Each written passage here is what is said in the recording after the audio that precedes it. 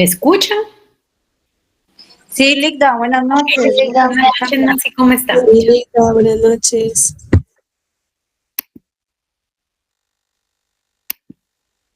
Ligda, disculpe, yo solo le tengo consulta en relación al examen eh, para los que dejamos retrasada.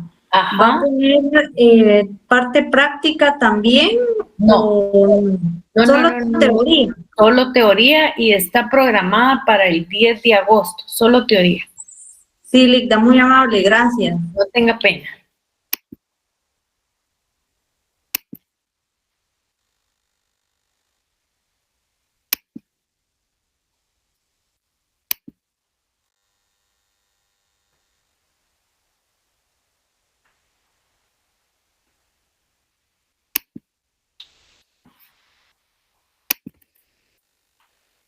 Vamos a esperar unos minutitos y ya comenzamos ahí. Buenas noches, Linda. Buenas noches, gusto saludarlo. ¿Qué tal, Ezequiel? Gracias, señor, por ahí. Ahí ya listos. Sí, gracias. Buenas noches, licenciada. ¿Cómo está? Buenas noches, Mario. Gusto saludarlo. Igualmente, gracias, licenciada.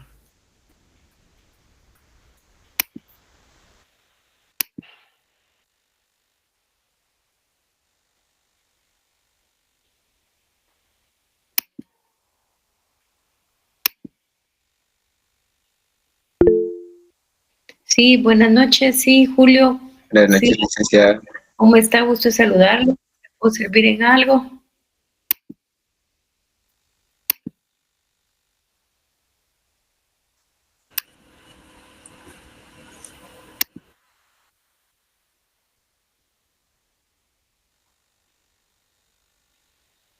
Bueno, fíjense que tenemos un inconveniente que se presentó en la sección anterior. Voy a ver si aquí precisamente pasa el mismo inconveniente, que no podemos ver la presentación por alguna razón, porque ahora estamos en 2 correos, entonces creo que eso es parte de lo. Vamos a probar. Si en caso no se puede ver, ustedes me esperan, que yo sí puedo ir viendo la presentación y yo les vamos a ir hablando del tema, ustedes anotan y al terminar el punto yo les ofrecí que ya les mandamos las hojas impresas si son tan amables. Vamos a probar si aquí es que se puede o no se puede, ¿verdad? Pero vamos a darle siempre unos minutitos para que ingresen todos porque ya casi estamos todos. Nosotros vamos a seguir hablando el día de hoy de lo que es el derecho tributario y de la importancia que tiene por proporcionarle al Estado los recursos necesarios para satisfacer las necesidades de la población. Lógicamente, al dar el dinero que se necesita para poder satisfacer las necesidades de la población, es que tiene un punto tan relevante. Y si nosotros vemos que en Guatemala casi el 85% del presupuesto público está financiado a través de los impuestos, miramos ahí verdaderamente la importancia que esto tiene. Vamos a ver ahorita entonces si podemos vamos a ver si ustedes logran ver. No, aquí no se pudo. Bueno, entonces creo que solo vamos a terminar de ingresar y ya me voy a ir yo.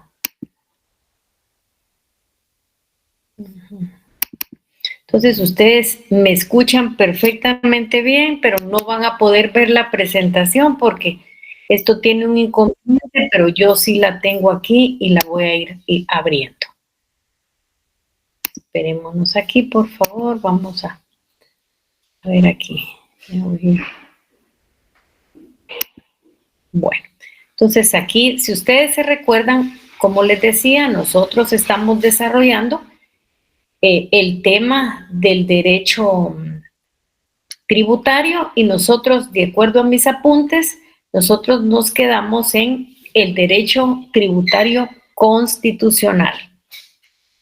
¿Me escuchan? Fuerte y claro. Están ahí. Fuerte y claro, muchas gracias. Bueno, entonces si ustedes se recuerdan, yo les dije que el derecho tributario, al igual que el derecho penal, está recostado en normas de carácter constitucional.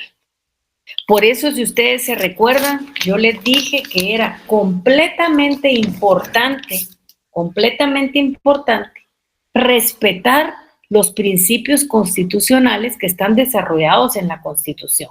Les hablé del principio fundamental, que era del principio de legalidad y que tiene un fin muy importante, y es obligar a que el Estado cometa abusos en cuanto a la percepción de los impuestos. Déjenme un momentito, solo voy a conectar la computadora si son tan amables. Un momentito.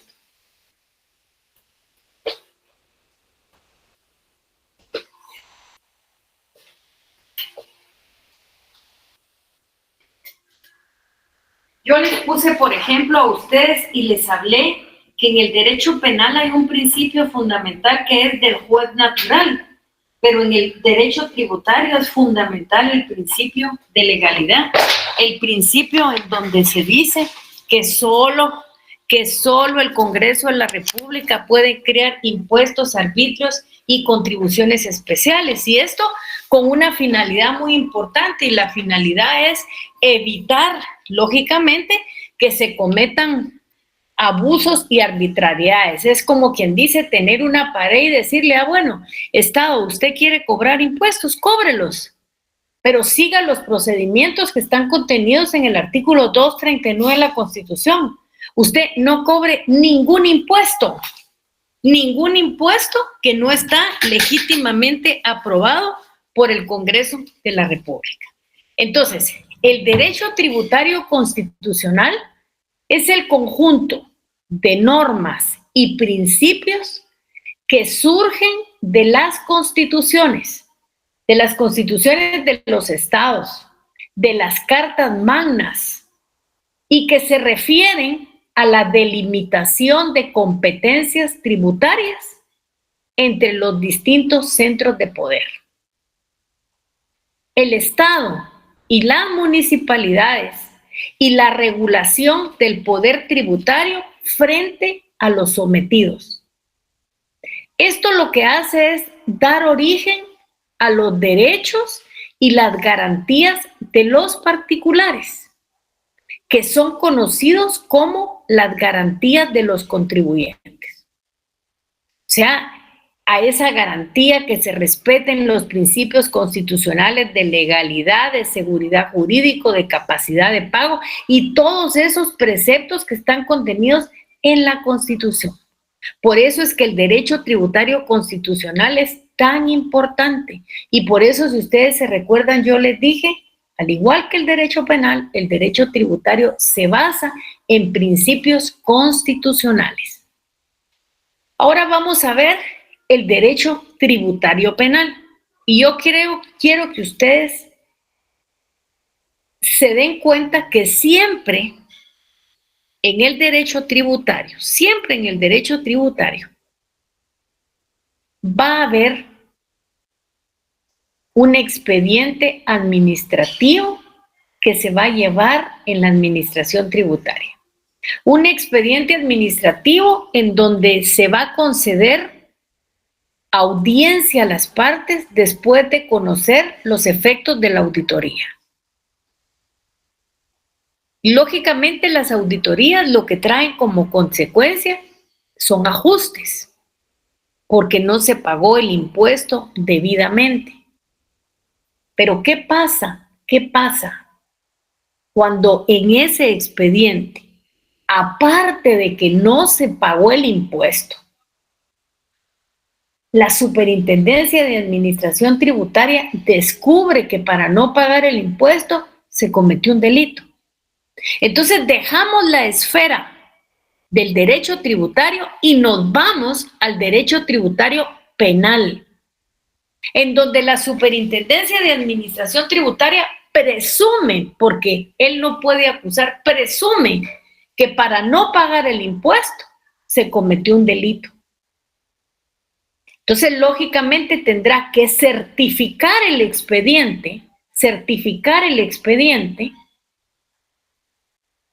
al Ministerio Público, y el Ministerio Público tendrá que investigar si efectivamente hay un ilícito tributario que merezca ser perseguido y que merezca ser conocido por los órganos penales respectivos.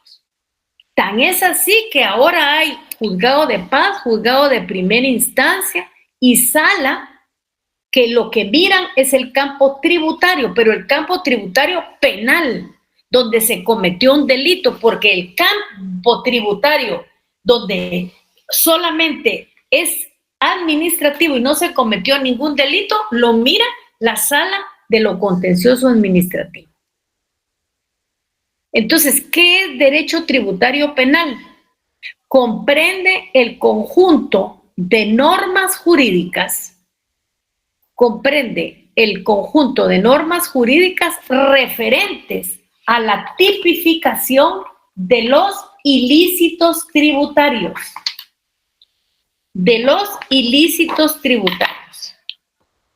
Y a la regulación de las sanciones.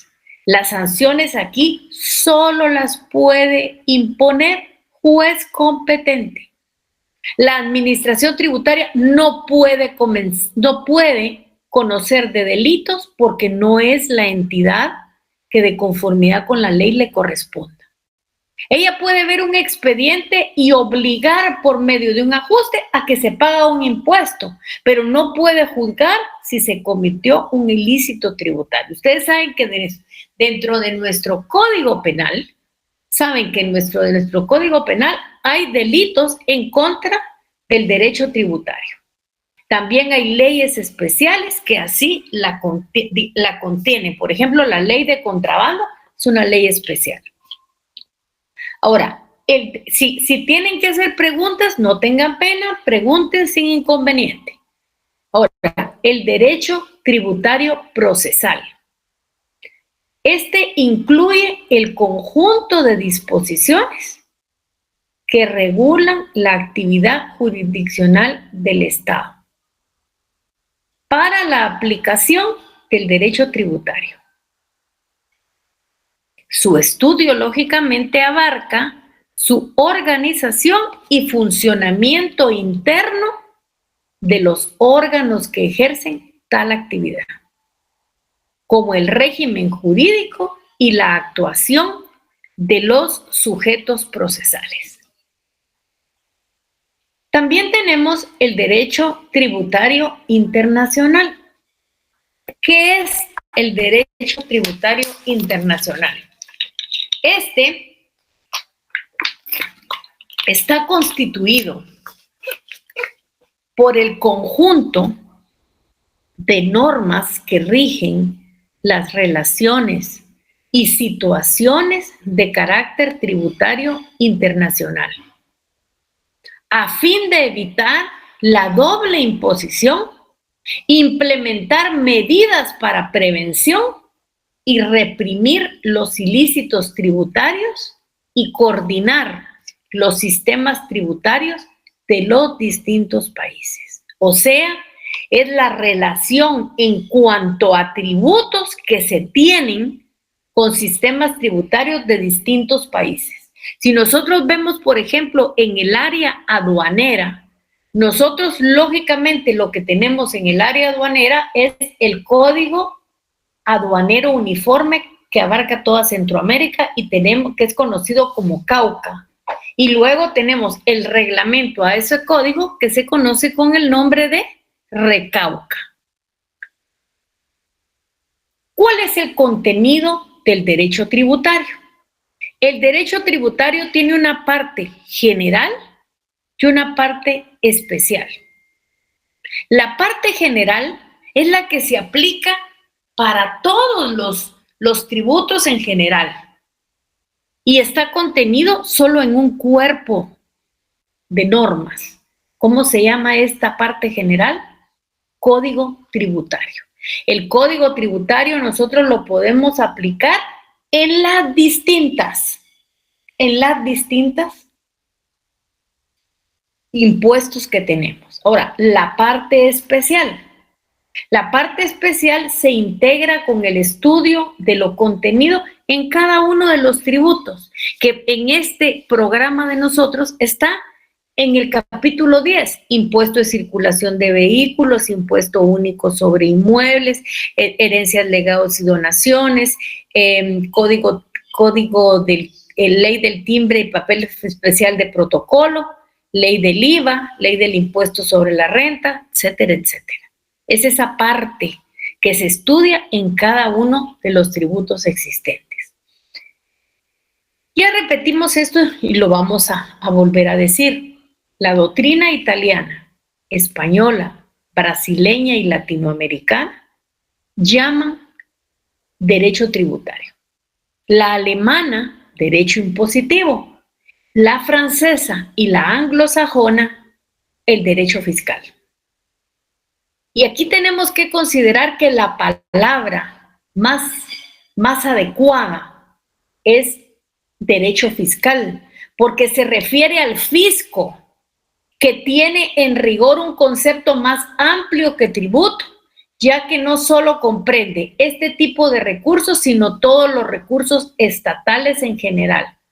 Por ejemplo, la explotación del patrimonio del Estado, la emisión de la moneda y los empréstitos.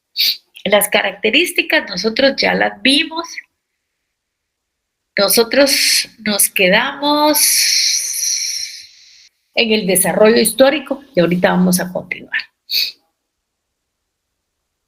Aquí, cuando nosotros comenzamos a hablar de la historia o del desarrollo histórico del derecho financiero, vamos a tomar nota y muy en cuenta a lo que dice Héctor Villegas. Héctor Villegas es un especialista, ha estudiado el semestre pasado y ahora por nosotros. Y lógicamente el desarrollo histórico del derecho tributario comienza con el derecho civil. El derecho civil que ha sido el derecho madre o tronco común del cual se han ido disgregando las restantes ramas del derecho. Por eso es que ustedes recordarán que en su derecho romano vieron lo que se llamaba jus civile y se constituyó por la ley común de todo el imperio y comprendió tanto derecho público como derecho privado. Y esto nosotros lo podemos comprobar de una manera muy adecuada. Y esto se puede comprobar en lo que se llamó el código de Justiniano o codificación de Justiniano. Posteriormente, ustedes saben que el Imperio Romano cayó y los textos sobre organización estatal y su administración, que se llamó Derecho Público, se agruparon en reglas diferenciadas, de tal manera que el derecho civil o derecho común pasó a significar derecho privado. Y luego, con posterioridad y al independizarse el derecho comercial, se consideró que el derecho comercial era integrante del derecho privado. Cuando este fenómeno del desarrollo histórico es estudiado por Catalina Vizcaíno, ella centraliza ese detalle y dice que el aparecimiento del Estado, que con el aparecimiento del Estado moderno aparecieron los tributos. En sentido estricto, como una manifestación del poder imperio del Estado. Sin embargo, a lo largo de la historia, antes de dicho aparecimiento, se sucedieron varias cosas. ¿Y cuáles fueron esas cosas? Aparecieron prestaciones exigidas por los reyes, prestaciones exigidas por los príncipes. Y nosotros ponemos nuestros ojos en Europa. Ahí hay reyes y hay príncipes. Y también nos recordamos de los señores feudales, a las que también ella llama tributos. Ella pone un punto de referencia y nos habla en la India, se da el Arthashastra o la ciencia de la riqueza de Cantilya, cuya antigüedad, dice, se remonta a 300 años antes de Cristo. Y ahí se halla un principio fundamental que luego fue desarrollado por Adam Smith. Si ustedes se recordarán, Adam Smith escribió un libro que se llama La riqueza de las naciones, que en el momento en que ustedes tengan tiempo, me gustaría que lo leyeran, porque se van a dar cuenta que es un libro que tiene más de 300 años de que lo escribió Adam Smith, pero verdaderamente es como que estuviéramos en este momento desarrollando los principios fundamentales de la tributación. No cabe duda que era un hombre con una visión tremendamente exagerada. Y hace años, y nos da las reglas clásicas de la recaudación tributaria. Y él lo hace de una manera muy bonita, y creo que más que todo una manera retórica, y es como nosotros lo deberíamos de ir aprendiendo. ¿Qué dice él? Adam Smith decía que como los frutos deben de ser cosechados del árbol cuando están maduros, así los recursos deben de recaudarse cuando las rentas estén presentes. ¿Qué quiere decir? Cuando la persona esté viva. Miren, por ejemplo, ustedes si tienen un árbol de aguacates, ¿cuándo van a cosechar los aguacates? Cuando estén maduros, porque si los bajan verdes, se juegan el riesgo de que algunos no estén bien. Pues él hacía ese símil y esa comparación con los recursos del Estado. Y él decía que deben de recaudarse cuando las rentas estén presentes. Aquí también hay una época de referencia y es el antiguo Egipto. Y ya en ese momento se hablaban que en Egipto habían algunos gravámenes y existía gravamen sobre los consumos que vendría a ser lo que hoy es el impuesto del IVA y los réditos en la época de los Ptolomeos. El derecho tributario ha sido desarrollado intensamente con la doctrina. No es que el derecho tributario acaba de desarrollarse. Muchos países como el de nosotros lo estamos desarrollando en este momento. O sea, aquí se ha fortificado de una manera exagerada la Superintendencia de Administración Tributaria y hoy por hoy ustedes ya saben cuáles son los resultados. Yo creo que hoy pensar en dormir a la SAT es uno de los peores errores que se tiene, porque está técnicamente desarrollada y esta tecnificación le permite el cobro adecuado de los recursos. Pero a lo largo de la historia, en el derecho tributario, lo que surgió fue la necesidad imperiosa de codificarlo, de que estuviera contenido todo en un cuerpo legal. Y esa necesidad se dio en el mundo y en nuestro país. Y aunque ustedes no lo crean, se esperó muchos años para ello. Hubo mucho esfuerzo. Y la petición concreta del Colegio de Abogados y Notarios de Guatemala para poderlo codificar. Es importante que tengamos en cuenta que en Alemania tuvo lugar la primera manifestación en ese sentido de codificación. Y fue a través del ordenamiento tributario de Reich, que es una obra de Eno Becker y que fue sancionado en el año de 1919.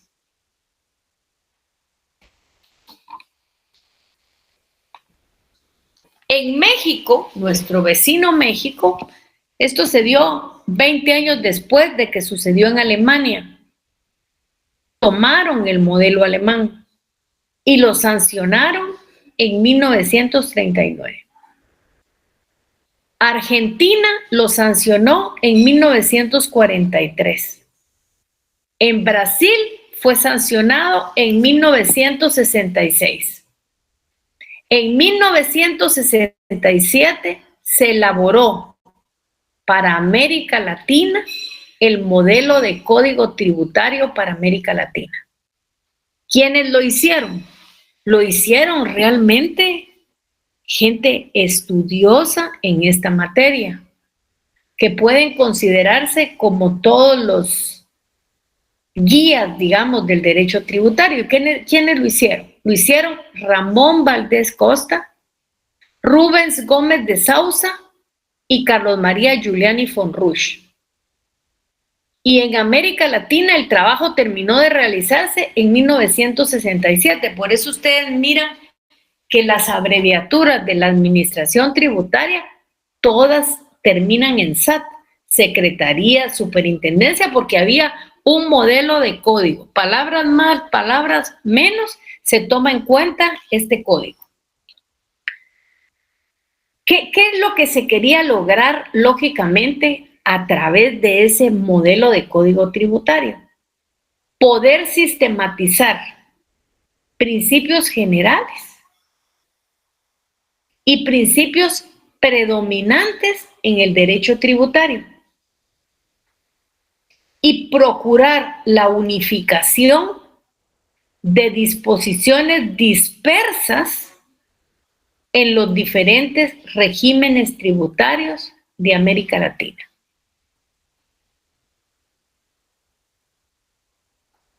Y que sirvió de base para los códigos tributarios de los países latinoamericanos.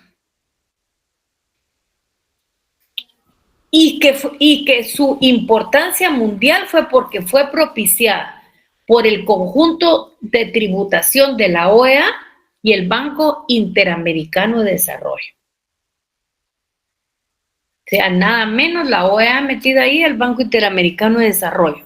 Necesitaban ordenar todos los códigos tributarios de América Latina para poder comenzar ya a llenar las arcas del Estado. Y yo digo, y para evitar en alguna medida tanto préstamo que se tenía con la OEA y con el Banco Interamericano de Desarrollo.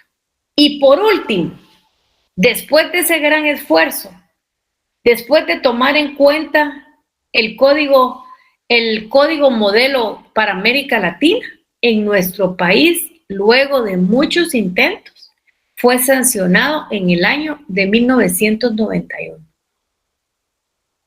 ¿Y con qué nombre fue sancionado? Con el Código Tributario. Ha tenido algunas modificaciones desde el año de 1991. Algunos errores que tenía se le fueron corrigiendo, pero ya en los últimos años realmente no se han modificado. Aquí tenemos que la principal entidad de América Latina vinculada con el derecho tributario es el Instituto Latinoamericano de Derecho Tributario. Eso tiene su sede en la Argentina. La más prestigiosa entidad internacional es la International Fiscal Association, cuya abreviatura es la IFA. Y aquí miraríamos lo que es la autonomía del derecho tributario. Yo creo que ese es un tema ya discutido y que en el semestre pasado vimos con claridad que efectivamente el derecho tributario es autónomo. Es autónomo porque tiene sus propias teorías, sus propios principios, sus propias figuras. Y se ha ido desprendiendo, como lo vemos, del derecho civil, que es el tronco común de donde se han ido disgregando todas las ramas del derecho.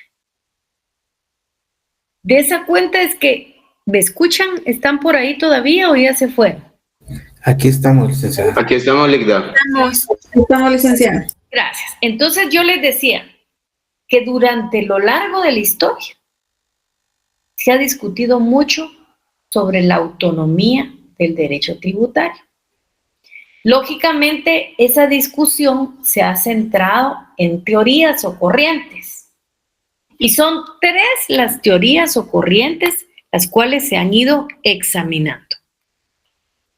Miremos en primer lugar. En primer lugar, miremos la primera teoría, que es la que niega que el derecho tributario sea autónomo. ¿Por qué? Porque lo subordina al derecho civil. Es importante decir que hoy por hoy el derecho tributario se apoya en normas del derecho civil. Por ejemplo, toda la parte procesal, toda la parte recursiva. Si ustedes revisan el Código Tributario y revisan la Ley de lo Contencioso Administrativo, pueden darse cuenta efectivamente que una ley auxiliar es el Código Procesal Civil y Mercantil. Entonces, sí se utiliza, pero no, eso no quiere decir que esté subordinada en un 100% al Código Civil. Luego, la segunda tesis dice que es una rama del derecho administrativo.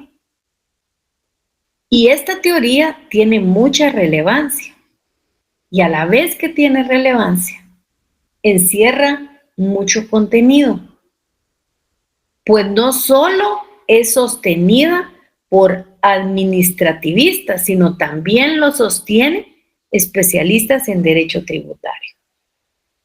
¿Quiénes son los administrativistas que lo sostienen?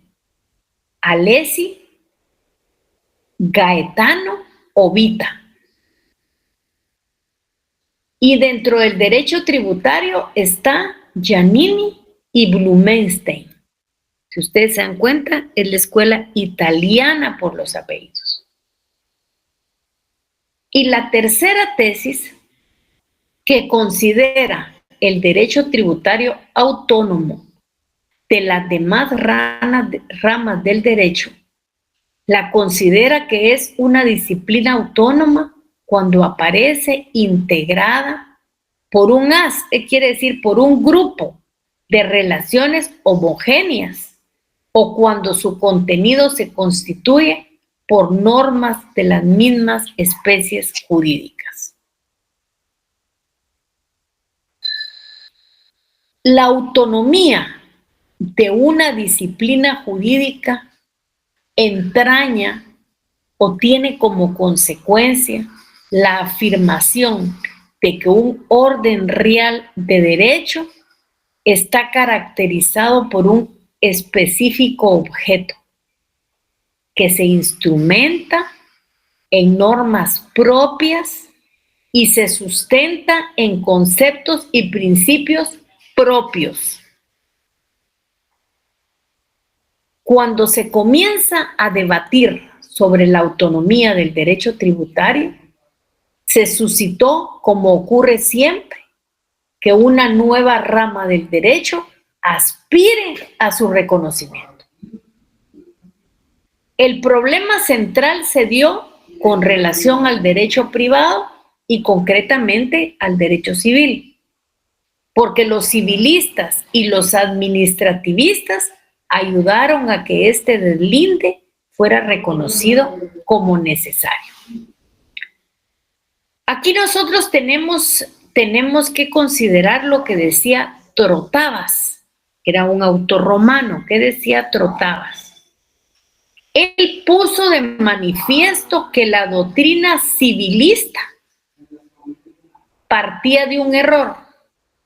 Él decía que partía del error de considerar al derecho tributario como una ciencia secundaria y que las diferencias entre el derecho civil y el derecho tributario obedecen a cuestiones de simple técnica fiscal. Cuando nosotros oímos tal afirmación, podemos llegar a una conclusión. ¿Cuál es esa conclusión? Que el derecho tributario es autónomo. ¿Por qué es autónomo? ¿Por qué llegamos nosotros a esa consideración? Porque su contenido se constituye por normas de la misma especie jurídica, sus propias doctrinas, sus propias figuras y sus propios elementos. Esto sí me gustaría que por favor lo tengan copiado. Podemos llegar a la conclusión que el derecho tributario es autónomo porque su contenido se constituye por normas de la misma especie jurídica, sus propias doctrinas y sus propias figuras y elementos. Y aquí comenzaríamos con el punto número 2, que yo no quiero mezclarlo hoy para que a ustedes no se les vaya a hacer bolas. Nos quedaríamos hoy aquí. ¿Qué necesito para la próxima clase? Por favor, todos sin excepción, necesito que tengan la Constitución Política de la República de Guatemala. ¿Estamos claros? Por favor, la próxima semana vamos a hablar de los principios fundamentales del derecho tributario. ¿Dónde están desarrollados? En nuestra Constitución de la República. Entonces, por eso, por favor, necesito que para la próxima clase ya tengan ustedes ahí en el escritorio su Constitución para que, lógicamente, lo puedan ir teniendo ya subrayado si son tan amables. Dudas, preguntas, comentarios, estoy para servirles. Espero ya el jueves tengamos resuelto lo de la exposición, porque lo que pasa es que estamos trabajando con 2 correos, Meet sobre Zoom, y ese es el problema. ¿Dudas, preguntas? No, licenciada, todo muy claro, gracias. Muchas gracias. Entonces, primero Dios, nos vemos el día jueves y todos, por favor, con su Constitución Política de Guatemala, si son tan amables.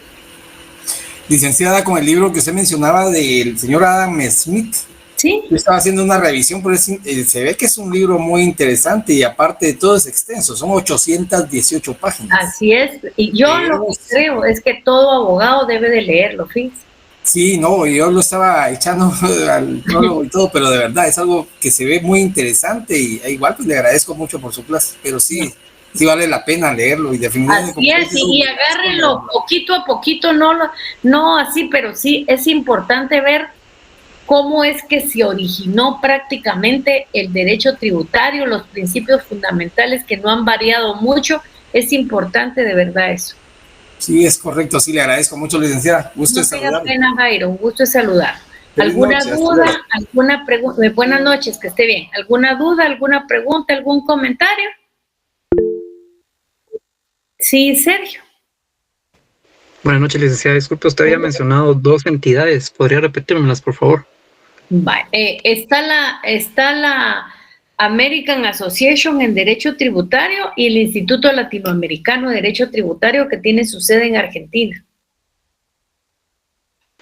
Gracias, licenciada. No tenga pena. ¿Alguna otra pregunta más? Bueno, entonces, por favor, todos para el día jueves con su Constitución para desarrollar este tema. Que Dios los cuide y los bendiga, pase feliz noche y disculpen los inconvenientes. Muchas gracias. Cuídense.